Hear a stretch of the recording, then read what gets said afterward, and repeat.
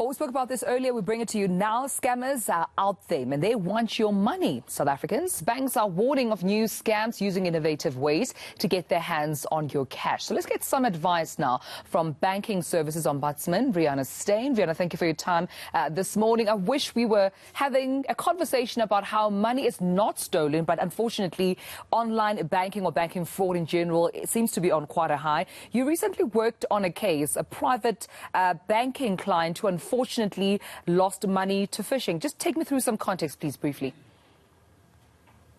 Good morning. So the latest scam is one where they send you an email. They probably target millions of consumers, knowing that some people are waiting for packages from the post office because everybody's shopping online. So they really just, send out these emails and see who falls for it. If you're not waiting for a package, you will just ignore it and think, well, this is a mistake. But if you are waiting for a package, you're going to think, oh, this is for me. And you click on it and it says you must just make a small payment, 40 Rand. And we've seen two cases exactly the same in the past 2 weeks. So you think, okay, I need to make a payment. And then you click yes, you will proceed. And they send you a link. And on the link, you fill in all your banking details, which, of course, you're now giving to fraudsters because this is not an email from the post office. Right. It is a phishing email. And then you will receive, they do an online purchase with your credit card details. But the bank has got this second factor authentication. They will send you an OTP to approve it. On that message, you will see that you're not making a payment to the post office, and it's most definitely not the small amount that they mentioned in the email.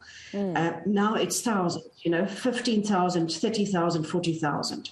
But people don't read, and then they click, I approve this payment, right, and then the money's gone.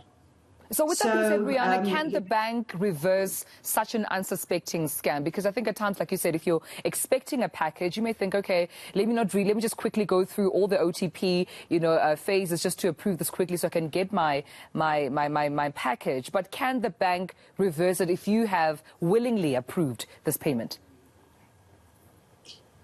Yes, if it's fraud, then they can assist you if the money's still there. But you see now the fraudsters, they're waiting for this payment. They know because they're making the purchase. They know exactly what they're doing. So they're sitting, the minute that money is paid into the bank account that you're now paying it over unwittingly, they will withdraw it. So if the money is still there and you're quick enough to realize that you've fallen for a scam, and you've got the bank's fraud number on your phone, because that's the other thing. People get, sort of in such a panic. I know it happens. They try and phone the branch, and the branch is not picking up, and they don't know what to do. And in all that time, the money is disappearing. So you must have your bank's fraud number on your phone so that you can quickly phone them if you realize what's happened. If the money is still there, they will put a hold on it, so that they, of course, can first investigate. They cannot just immediately believe it's fraud, but they will not, and they should not allow that money to leave your bank account or the other bank account if it is still there. Right. So, and that is something that they need to do from their end if you report fraud. So that's very important that you must report it immediately. Yeah. Well, Reana, in your experience, what informs the success, of these scams? We know a lot about banking fraud. We know it's out there. Online fraud is out there. But it seems the fraudsters still get away with it. Is there a new modus operandi here? Yeah, so this one is a bit new, but they will, move on to the next one because people are now wary about phishing emails that purports to be the bank. So they've now heard that and they're very wary. So they now try a new one. In a few months' time, it will be a fake SaaS site. So they will keep on doing this. But the other one that is still very prevalent and happens on a daily basis are the phone calls where they purport to be from the bank.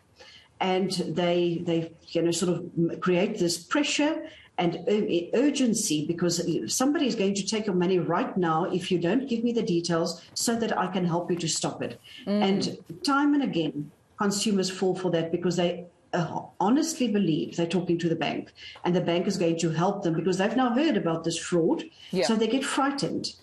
And the people are very clever, the way they talk. They give reference numbers. There's noises in the background. It sounds like a bank. The one person, they transferred to their supervisor, Right. so it's all, fake. And so that happens on a daily basis.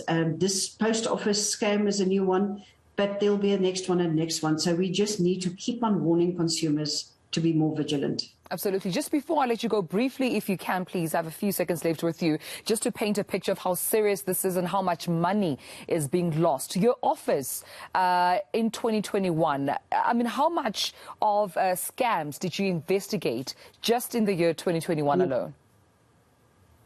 So, just that we saw, and remember, not all people who fall victim to a fraud or scam and lost money came to my office, but we saw almost 3,000 cases and 300 million rand lost to consumers and very small businesses, lost due to fraud.